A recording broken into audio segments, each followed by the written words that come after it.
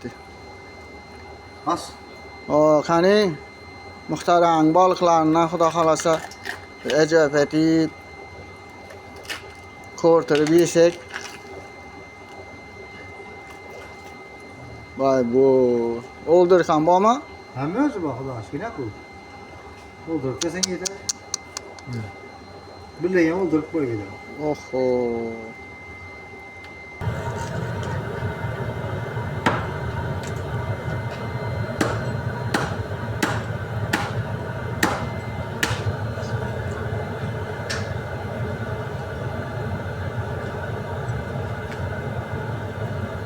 Bir narsa qarab doğran bunu. Muhtar ha? Seyfata to'lmi seyfata. Balık bir seyfata-ku. Aa, Gelaverasizlar pişti bu kadar kalasa. Ya bu seferimiz aldı bu da kalasa incir öyle pişerdi bu. ha.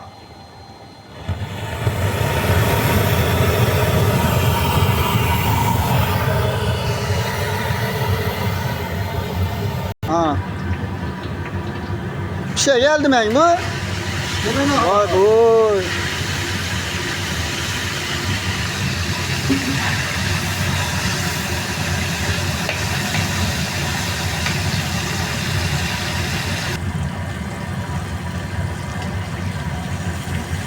Karnı aç kalıp gitti bu. Pişti mi bu?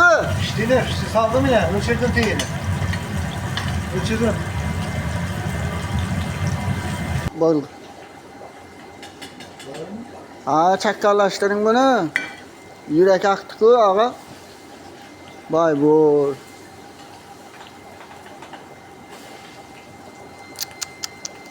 Sos var mı sosu? Sos yine bir de tuttum. Tezleştirin ağa.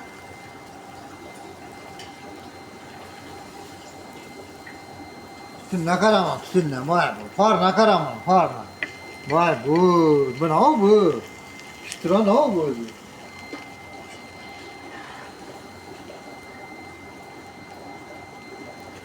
Yine. Yine ülke. Hayal o kadar.